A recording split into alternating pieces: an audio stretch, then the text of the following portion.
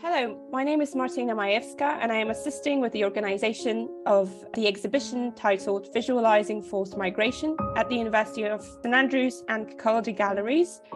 Over the next few months, we are releasing a series of podcast episodes connected to a project we are running on the long shadow of war. One of the many ripple effects of conflict is forced displacement. The Visualising War project at the University of St Andrews has teamed up with an artist, Diana Forster, to explore different ways of visualising the shocking rupture and loss that people experience when they are forced to leave their homes due to war, and the long journeys that they have to make to find a new place to call home. Diana's artwork focuses on the stories of Polish families who were forcibly displaced from both Poland and Ukraine to Soviet Russia during World War II.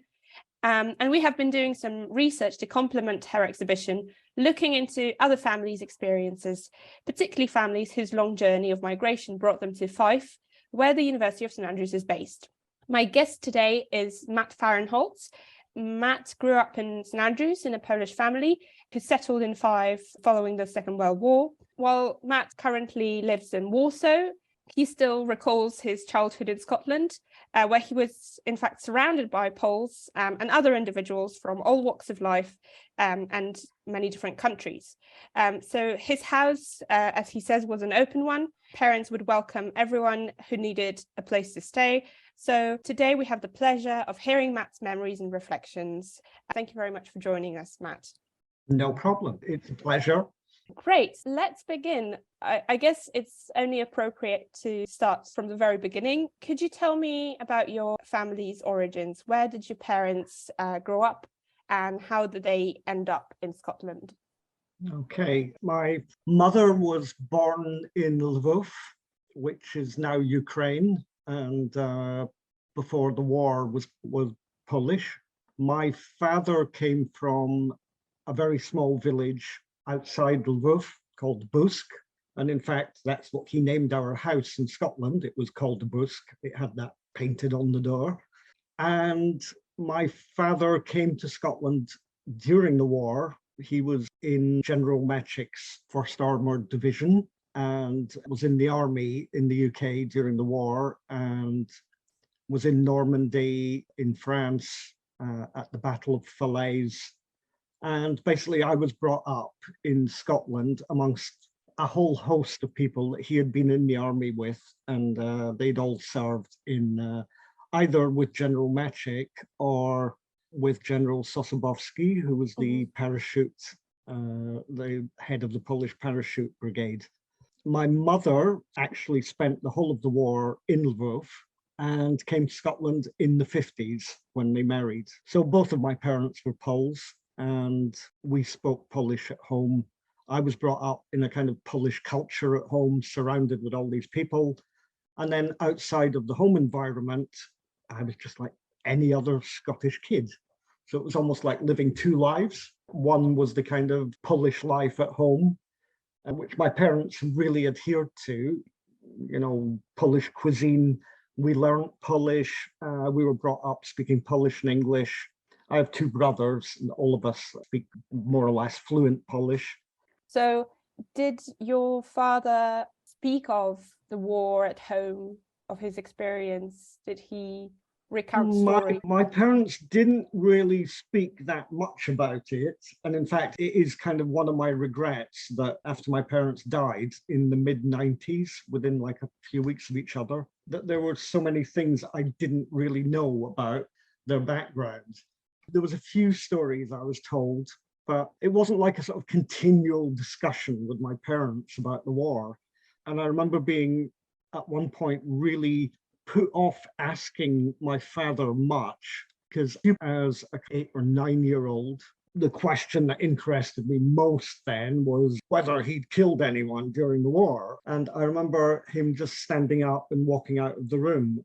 And it kind of put me off asking too much afterwards. I mean, he didn't respond to this question. He just got up and walked out.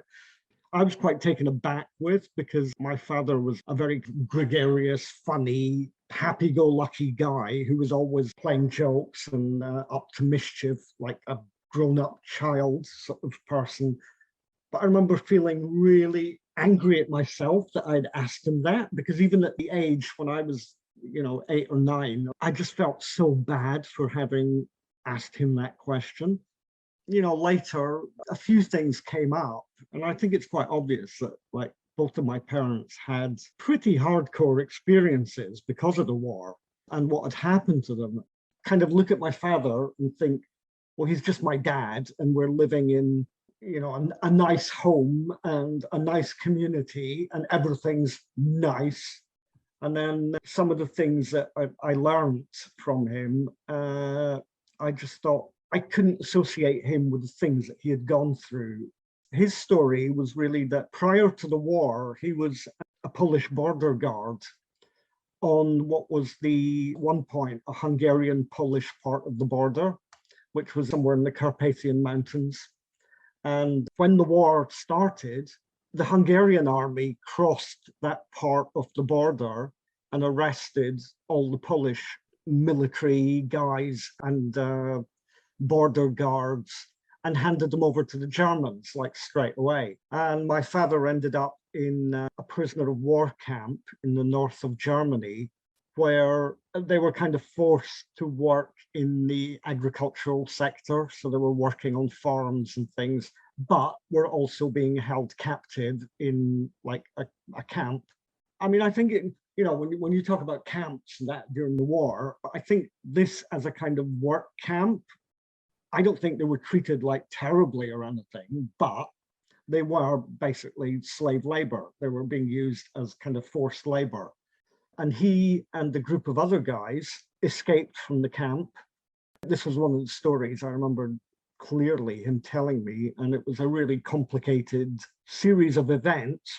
And one of the guys that was working in the office in the camp stole ink, and they drank the ink, which the Germans got in a big panic because they thought there was some kind of illness going around, because they all got pretty sick. They were taken to, like, a medical department, and it showed up in the tests that they had something in their guts. It was showing, the ink was showing up, and they were transported to a hospital. My father told me that they escaped from the train. So they basically escaped in Germany and then walked across the whole of Germany and through Spain, through Gibraltar, and ended up coming to the UK.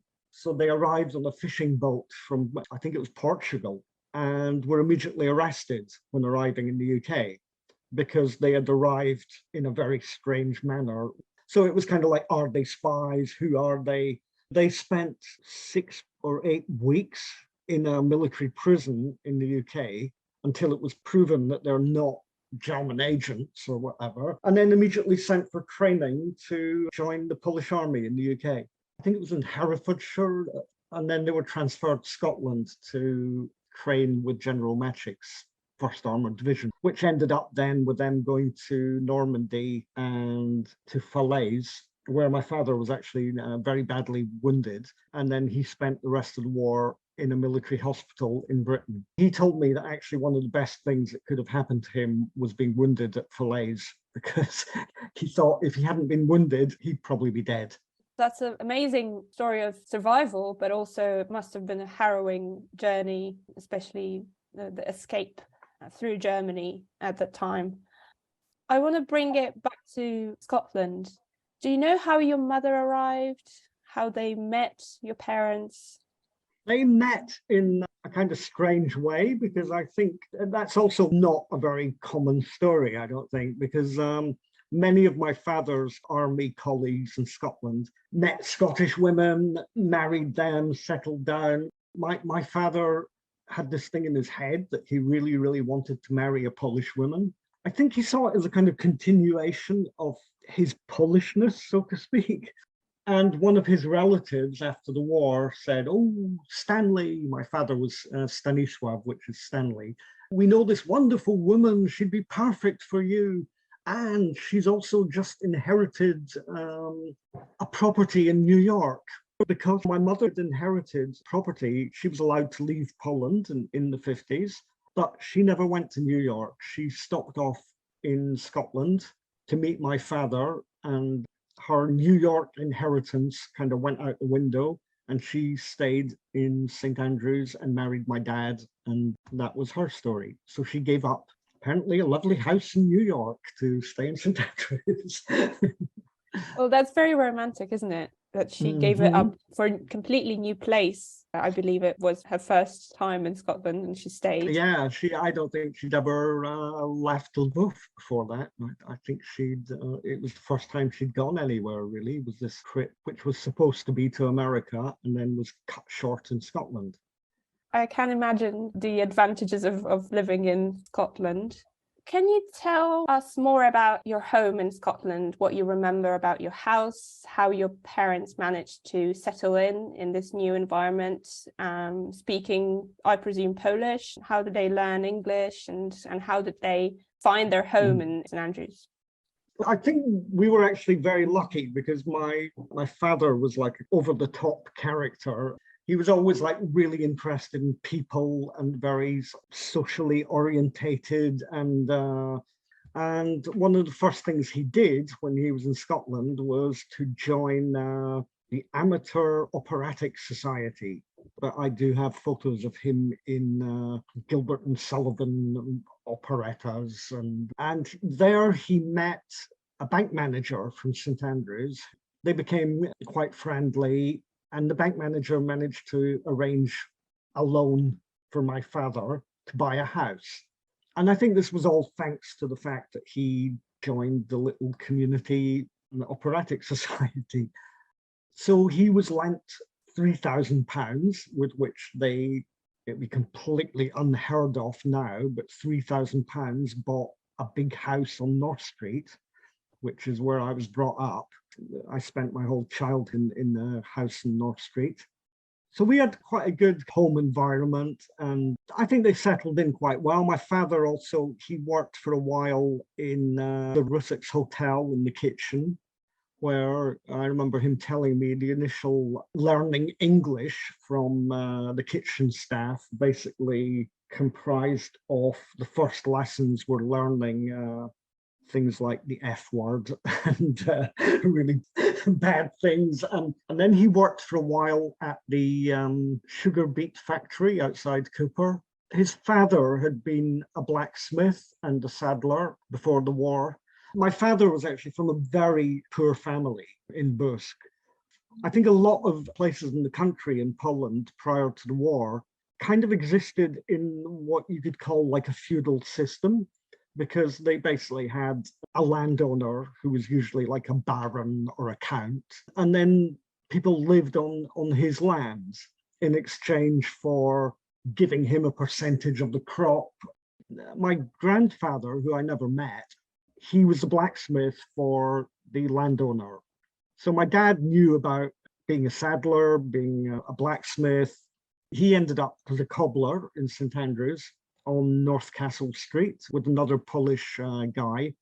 The two of them worked there. And then he set up his own like leather goods and leather repair shop on South Street. And that's what he did until he retired. He had this little shop, which I think was a very well-known shop in St. Andrews, because it was really kind of like old school. He got to know lots of people like the university staff, professors and so on, who would come to him to repair their leather briefcase that was given to them by their mother when they first went to university and stuff. So he was kind of like looking after items that were really important to these people, which is also like another thing that I think is an old world way of functioning.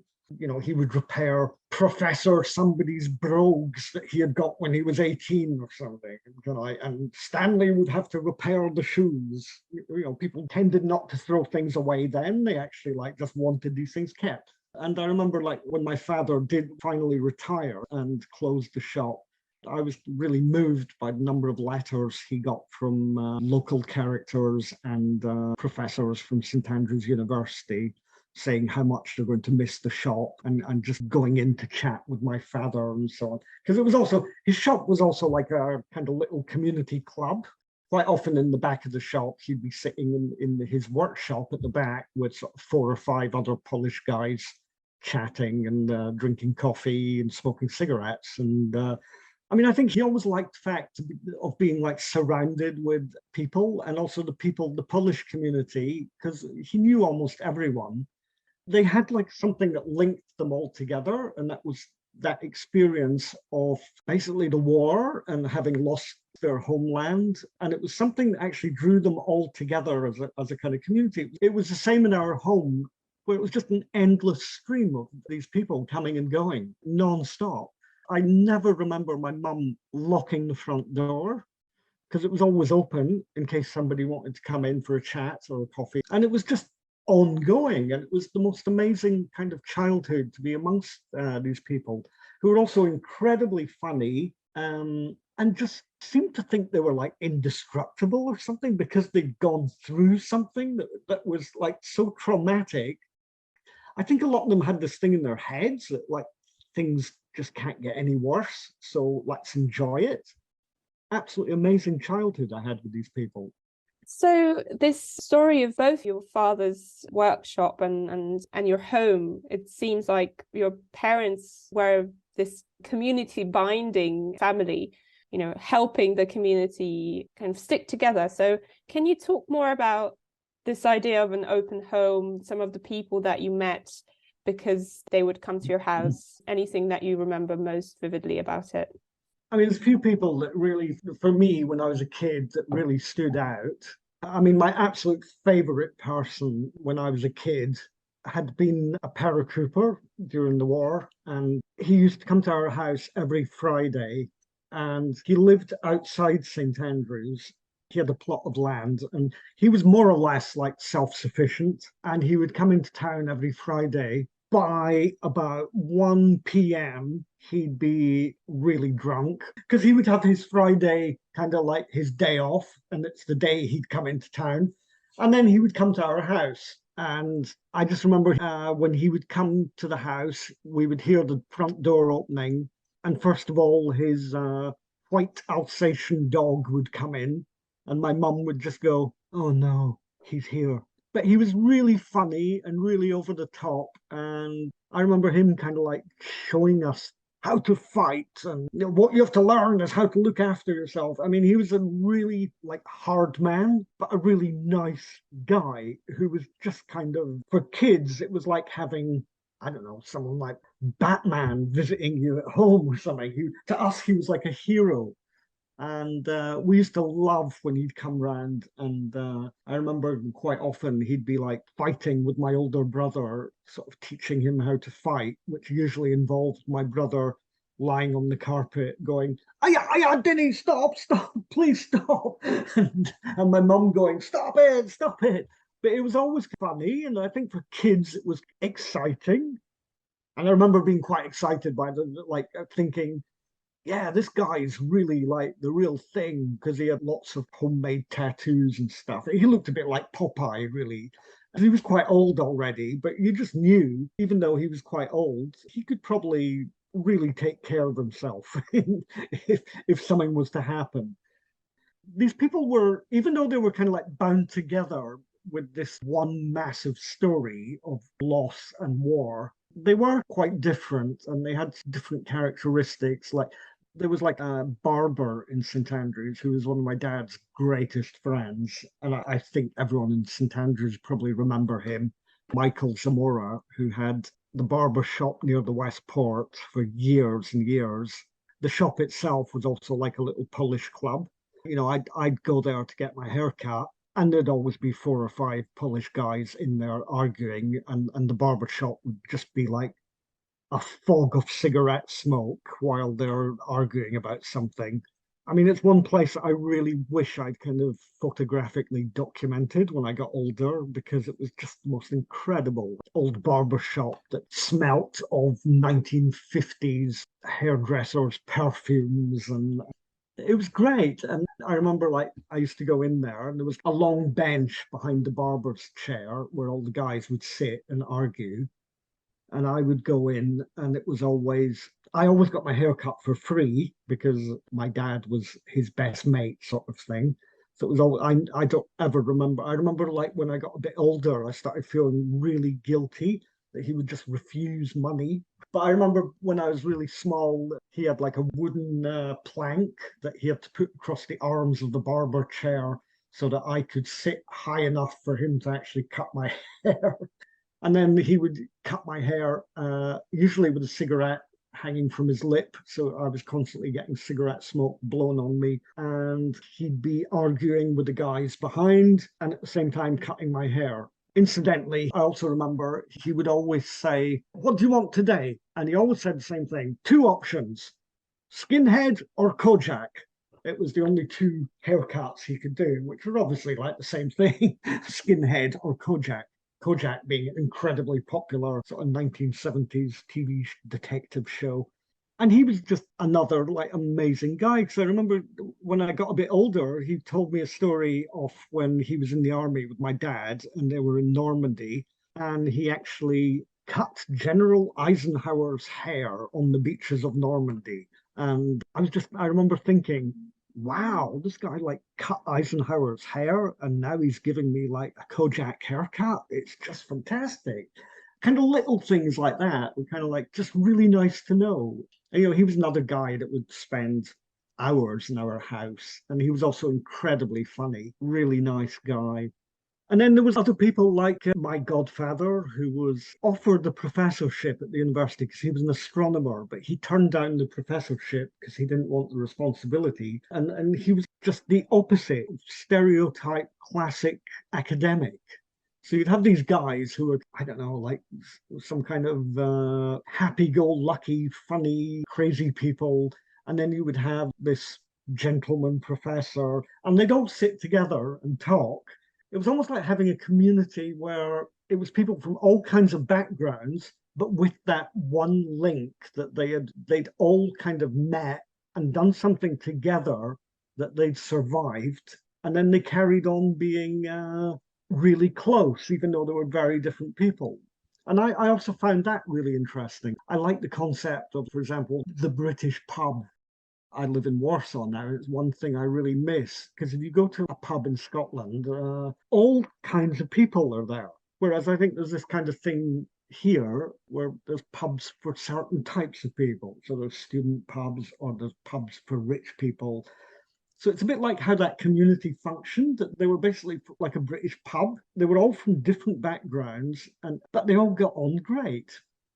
But that environment actually taught me a lot about that you basically have to accept everyone, because you never know what's made them who they are or what life has thrown at them to make them who they are. So you kind of have to give people the benefit of the doubt and just be nice to them, or at least try to tolerate them. That's one of the big lessons that my parents taught me. And I think their wartime experiences, I mean, I haven't said much about my mother, but, my mother having spent the whole of the war in Lvov, and she told me a couple of things that I couldn't believe.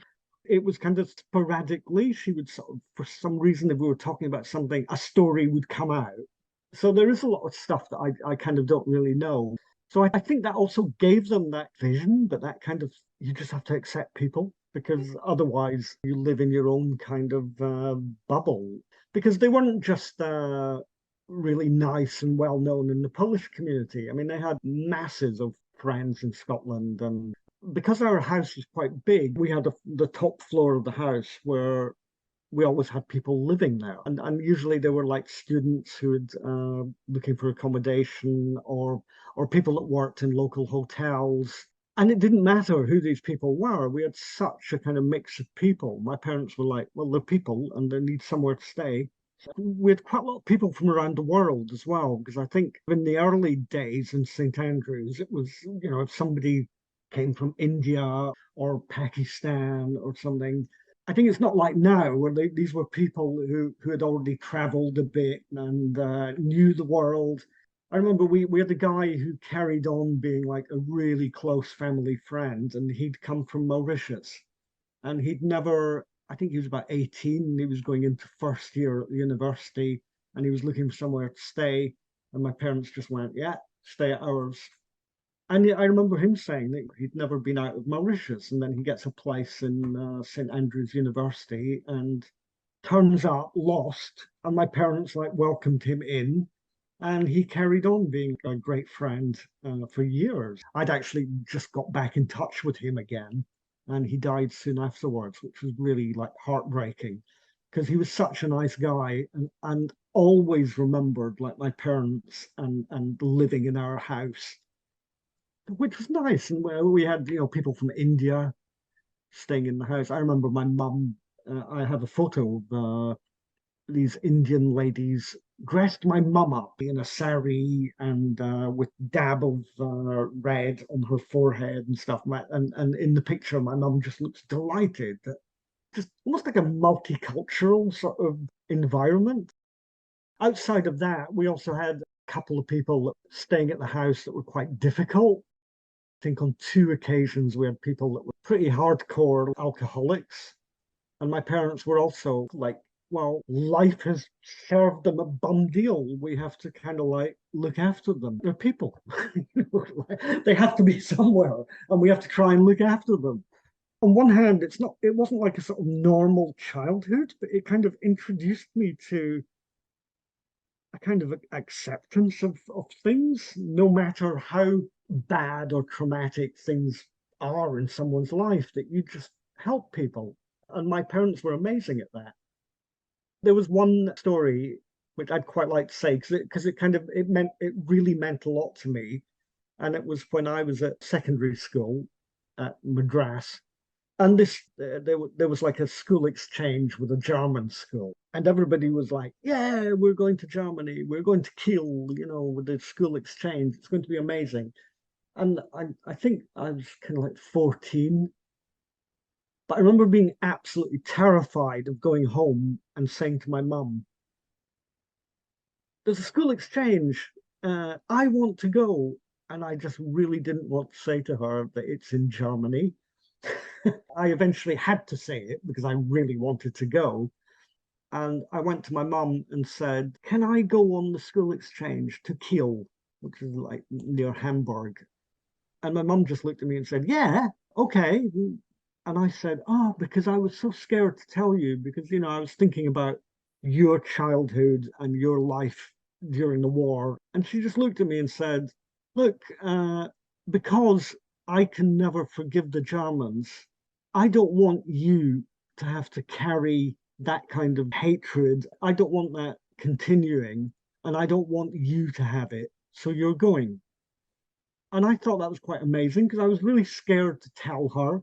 I think to people who don't know about these kind of things, it kind of looks like, well, my mum despised the Germans or something. It wasn't about that. It was about the war and about the trauma of the war. But for her to say, I don't want my kids to carry what it made me. I remember her saying that so clearly. That's 40 years ago she told me that. And I still remember her looking at me and saying, no, you're going because you are not going to carry my story about people. And I think it shows what kind of people they were. Yeah, but it's something that's not easy to come by these days still. I think that sort of generosity and openness to others, to all kinds of people and their stories, I think that's really extraordinary. So we've spoken about your father and your mother and the people that you met. I wonder, can you say more about children that surrounded you? Because you told us about all the grown-ups in your early life. But I wonder what it was like for you to come from this Polish home, go to school in Scotland, and how other kids welcomed you or not in the school environment. I will say that nothing to do with other kids or anything, but I always hated school. I was really, really bad at school. And in fact, on my first day, I ran away. But it's funny because I started school in about 1968. Then you couldn't look at St Andrews as some kind of like multicultural community or anything. It was just the local kids. And actually at school, there was me and there was another Polish kid. There was a guy from Ghana who had been adopted by a Scottish family. And there was the three of us who could be considered like aliens. And that was it. I don't even remember it coming up as like a subject with people, with kids, because I think kids are pretty welcoming when you're little kids. St Andrews was just a small Scottish town. And if you were there, you were there. Occasionally, we'd have kids joining the school that were from other countries, but they'd be like the kids of people like academics who were on a short term contract or came to the university for a year or 6 months. And these kids were kind of like transient, so they would disappear. So they'd be there for kind of half a year or one school year, and then they're gone. I absolutely never remember any kind of like hostility or I would think it would probably be quite rare now. I still have a friend in Scotland who's a school teacher, and she was telling me the problems they had with that new wave of the Poles who came over in the 90s and so on, and the problems some of the kids had at school. I never remember like anything like that.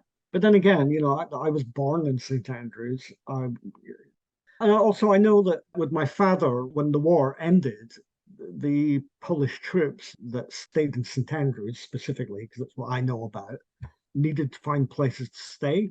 And they just moved in with Scottish families until they could sort themselves out. We didn't have any family outside of us.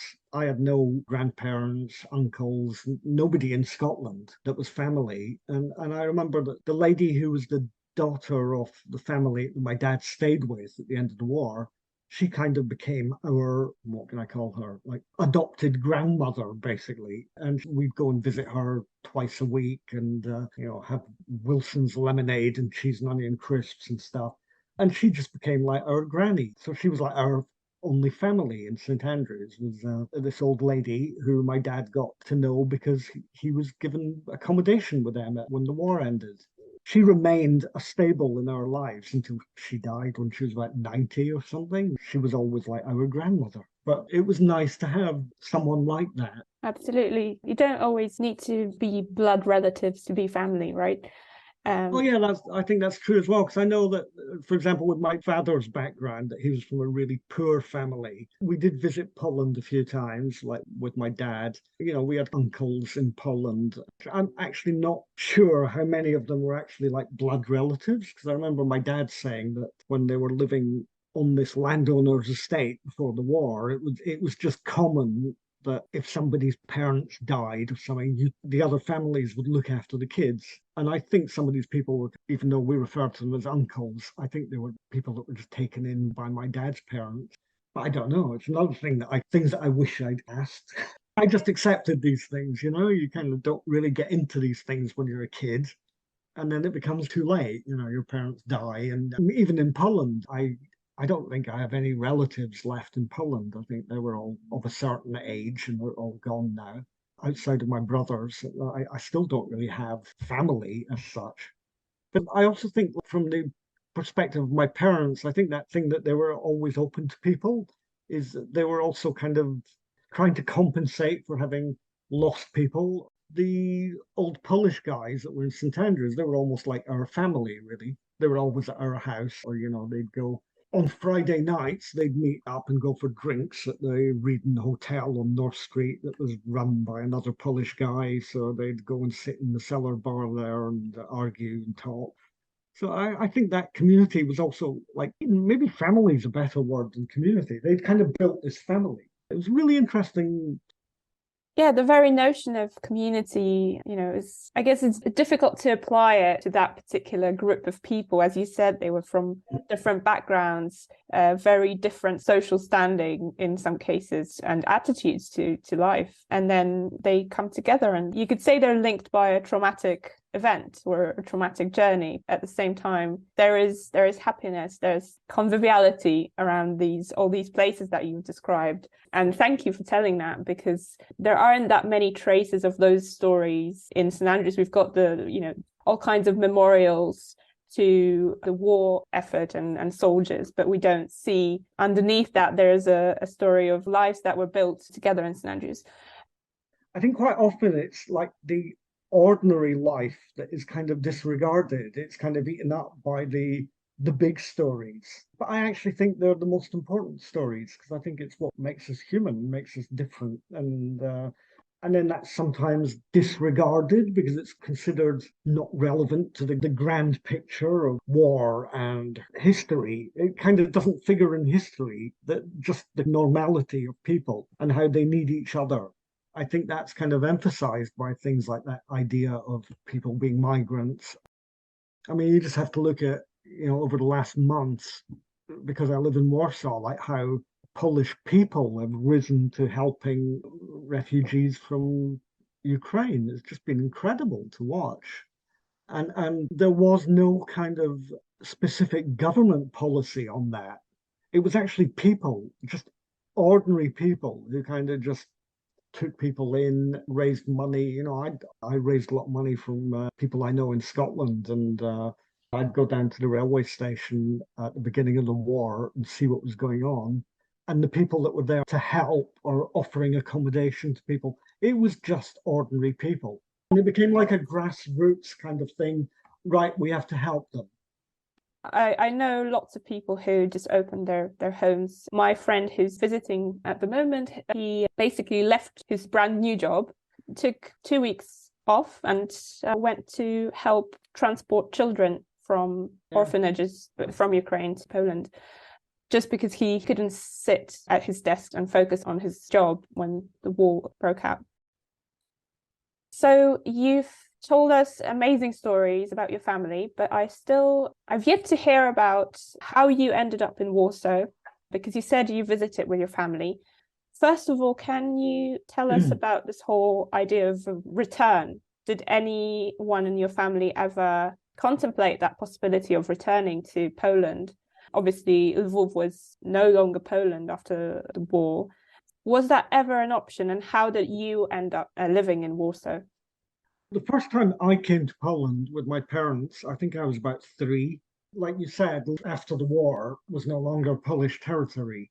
But once my parents got British passports, they could come to Poland. And actually, at that time, when relatives, because they were Polish people in Lwów or in what is now Ukraine, they were actually pushed into Poland after the war, or even some of them directly at the end of the war were then transferred to what was Polish territory because they were Polish citizens.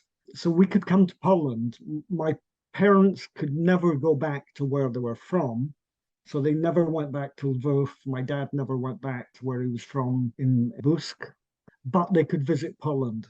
I think my parents always held this idea that you cannot just give up on the people that are family. And I think it was very important to them for us to get to know these people. So we used to come fairly regularly. And actually, I remember like when I was really little, absolute sort of strain of the journey of going from St. Andrews to Poland, because early on we never used to fly. I don't know why, but it was this massive journey that was almost 3 days of travel to get here, including ferries to Hook of Holland, and then getting on the train where half the train was Russian wagons that you were not allowed into. So the train was in 2 halves, a half that would go to Poland, and then half that would carry on to rush to Moscow, and things like that. I remember being really scared when we'd get to the East German border, where for the first time I'd start seeing border guards that were carrying guns and things. And it was like something out of a 1960s Michael Caine spy movie or something. But as a kid, it was, I'd kind of like terrified of these people, or, people getting on with the customs men with machine guns and coming on with dogs to sniff whether there's anything that shouldn't be on the train and whatever.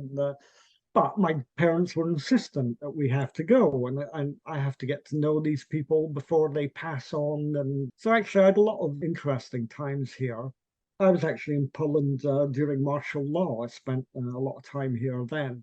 So it was also incredibly interesting. And like I say, my parents were absolutely insistent that we got to know more or less where they were from, which ultimately was not really true because they were not from this Poland. They were from further east, but it's the best they could do. And they really wanted us to get to know these people and know the country.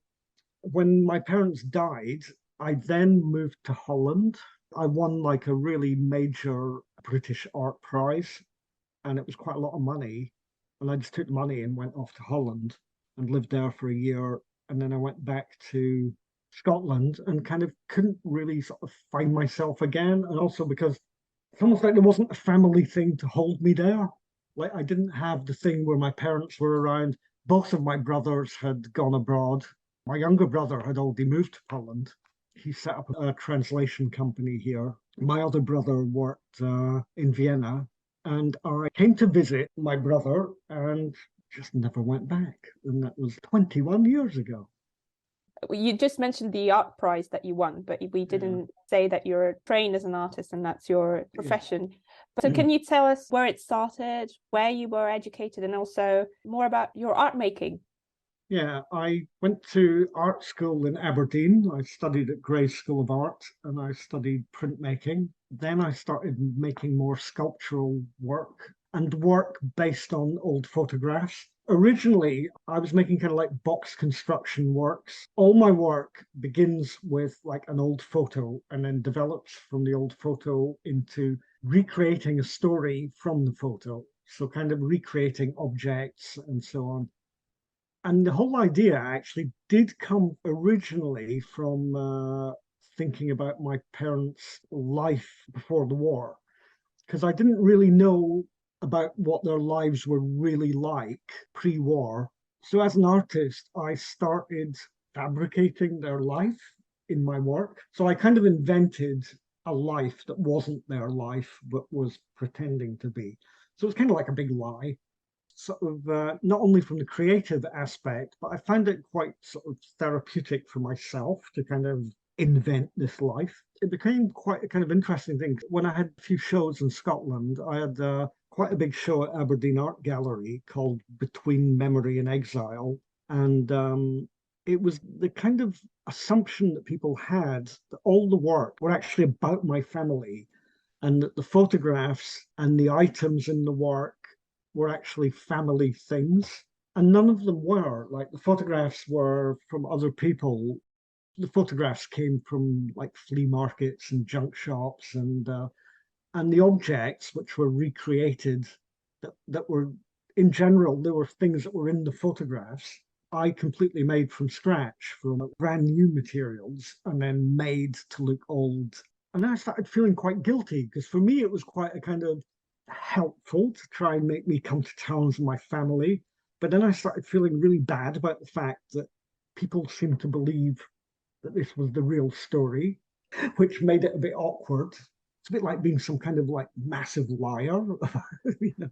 And, when I won that award, I moved to Holland and my work became quite different. It actually became basically about landscape and about light, because I was quite impressed with the fact that in Holland it was so flat and the light was so amazing that you could look for miles and it was just flat. So my work became very minimal and very about strong light.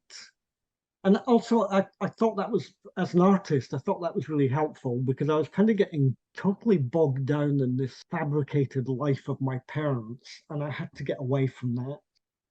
The Dutch thing moved my work in a different direction, which was good. Then I moved here and I carry on making work. I have an apartment full of my work. I'm not quite sure why, but it's quite difficult for Polish galleries to get interested in your work. And I think it's becoming increasingly difficult because I think there's a push to kind of push Polish artists basically here. And the last time I exhibited was 3 years ago or 4 years ago, and in Scotland, because I was actually invited as a guest artist at the Scottish Royal Academy show 4 years ago. So I had work there. But I carry on working and doing my art stuff all the time. My brothers were very business minded and kind of normal, but I was always making and painting and, making things out of cardboard and balsa wood. And my parents really encouraged that. They were just kind of like, be who you are, do what you want to do. My brothers were off into academia and so on, and I was making things. And they never said, oh, you have to, become a lawyer or become a brain surgeon or anything. It was just, well, carry on doing that. You've only got one life, do that. Actually, I remember one of the very first things I ever made was a house for a spider in a matchbox. And inside the matchbox, it was like a kind of hacienda with a courtyard, and there was a hole where the spider could go in, and then he could come out and run around the courtyard and stuff. And sometimes I think about that, and I actually think the work I'm doing now, 50 years later, it's not that different from the house for the spider I made when I was 50. I think that was important that my parents also encouraged a kind of way of thinking that it maybe didn't click with them or didn't have some kind of resonance with them, but it was like, oh, he's spending his time doing that. Let's let him get on with it. Which also I think was good. And I think that was also about their openness to kind of just seeing people as everyone's different. Yeah, it absolutely matches all those stories that you told. I think so, yeah, exactly. About other people and how they approach other people as family, you could say, without asking too many questions. So it's interesting what you said, though, about Polish galleries pushing Polish artists and the fact that you've exhibited your art in Scotland. But I'm thinking, aren't you a Polish artist as well as a Scottish one? Yeah, I think that's kind of problematic thing because I actually ended up getting put off even going to ask private galleries here because I was twice told, don't you think Polish artists are having a hard enough time? Why should we be supporting a foreign artist? Now, I have Polish citizenship now as well. And I'm thinking, well, I am Polish, but I'm not going to get into some argument. In a wider way, it kind of creates a dilemma in me. It gets to the point where you start thinking, I don't actually know who I am. Am I Polish? Am I British? It's not something I worry about because I think that thing about nationality or about being nationalistic or being completely obsessed with being Polish or British or something kind of doesn't really figure in my head. And maybe I've never really known. It's if I go back to the UK, I now, maybe because I've been here so long, I don't particularly feel like I'm British. But when I'm here, I don't particularly feel like I'm Polish. But then it's one of these things that I don't think I should spend too long mulling over. It just becomes like a problem that isn't really there. Yeah, and I think there's richness to it. You know, you've got these very different perspectives. You've got the memories of growing up with a Polish family in Scotland while you live in Poland, and you've met so many Polish people along the way, as well as British and as you said, other nationalities. So it is, I would see that as something to draw on. I think it's beneficial in a way because you're almost puts you in a position of being like a chameleon or something. You can just sort of weave in and out of the two worlds, which is actually quite good. It gives you more options. I understand. You know, I'm Polish myself, and I haven't lived in Poland in a while, and yet I'm there. Seems all the time visiting friends and family and so on. You're never really fixed in one spot. So I understand that. Well, thank you very much, Matt, for sharing with us. This was really quite astonishing. You know, the way you tell stories, first of all, is really remarkable and engaging, but also the story itself, the story of your family and the kind of people that they were, I think it's important to share their story and to celebrate them. As you said, we shouldn't just look at this sort of official military history of Poles in Scotland and in Fife. And there are fascinating stories that don't get told that often. You know, that people I know here, every family has wartime stories. And actually you do realize that there is no right or wrong. There is no definitive winners and losers. Everyone's got stories. The kind of personal stories are the ones that actually reveal what that kind of situation is really like. For a while, I was working with an elderly guy who was livid about the Warsaw Uprising. He was just like, no, Warsaw Uprising, worst thing. And then, you know, I was thinking, you rarely meet a Pole who is going to say that. Because I asked him, how come you're so against it and against the Remembrance Day things they have for the uprising? And he said, well, because he lost his entire family through the repercussions of the Germans after the uprising started. He lost everybody. He was the only one that was left alive.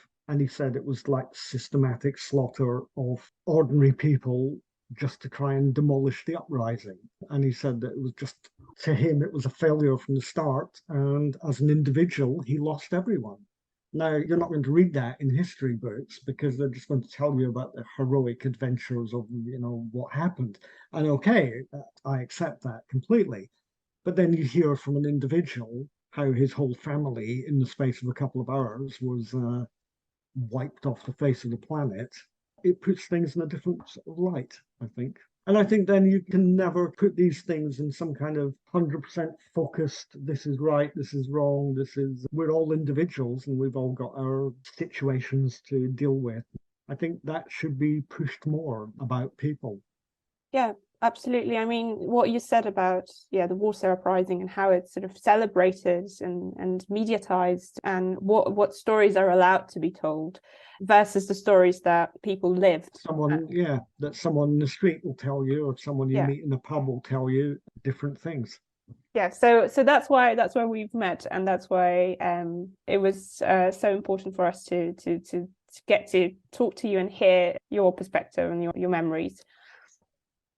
So you've got all these stories, Matt, and I wonder if you could tell us what you've done to keep them, to prevent forgetting. And you said there were so many questions about your family's history before the war, but your own memories, I think, are worth sharing.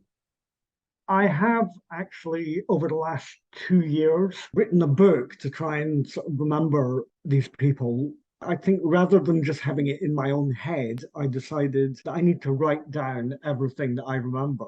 But it's written in quite a specific way where I've split the book into chapters about specific people. And I initially started it as just a way of sort of trying to note this down. And I didn't actually think it would end up being as big a project as I imagined. I kind of thought it would be a few short stories or write down what I remember from being a kid. And it's very specifically about when I was a kid and when these people had such a big influence on me. And it ended up developing into an over 300-page book, which I spent about 1.5 2 years writing. For me, it's kind of good to know that I put it down on paper. And it also made me think about some of these Polish guys that my dad knew also wrote about things they remembered. And actually quite a few of them who are not writers ended up writing their own manuscript about what they remember and what's important to them. And I remember them coming around with stacks of paper and asking my dad to read what they'd written and stuff. So I'm kind of like, in a way, carrying on a kind of tradition like what they did, which is not being a writer, but using writing to kind of just keep them alive, I suppose. Well, I hope one day we might get to read those stories. I hope one day you can walk into Waterstones and it will be on the buy one, get one free shelf. That would be maybe not ideal, but I can imagine it'd be fine for me. I can imagine your book fascinating a lot of people because you're a great storyteller and the stories themselves are quite special. So thank you for sharing. Thank you. Hello, this is Alice Koenig, the director of the Visualising War and Peace project. Just jumping in to say a huge thank you to Matt and Martyna for such a rich, interesting and warm conversation. You delved into so many different aspects of forced migration and gave us really fascinating glimpses into what Polish refugees themselves experienced, but also what their children and families experienced and what it was like to grow up in the Polish exile community here in St Andrews. So thank you very much for deepening our understanding of this historic forced migration whose ripples are still felt in Poland, in Ukraine, in Scotland and many other places today. Thank you also to you, our listeners, for joining us again. Do keep tuning into our podcast. We have a series of episodes coming out exploring different aspects of how we visualize forced migration as part of our wider work on war and its aftermath. If you have any questions about our work, please do get in touch. You can follow us on social media, just search for Visualising War, or contact us directly by emailing us at viswar@standrews.ac.uk. And you can visit our forced migration website too by Googling Visualising Forced Migration and St Andrews. If you'd like to support our project, please share and subscribe to the show on Apple Podcasts, Spotify, or whatever platform you use so you don't miss an episode. And please do leave us a rating and review on Apple Podcasts. It helps people find the show. Our theme music was composed by Jonathan Young. The show was mixed by Zofia Gertin. Thank you very much for listening.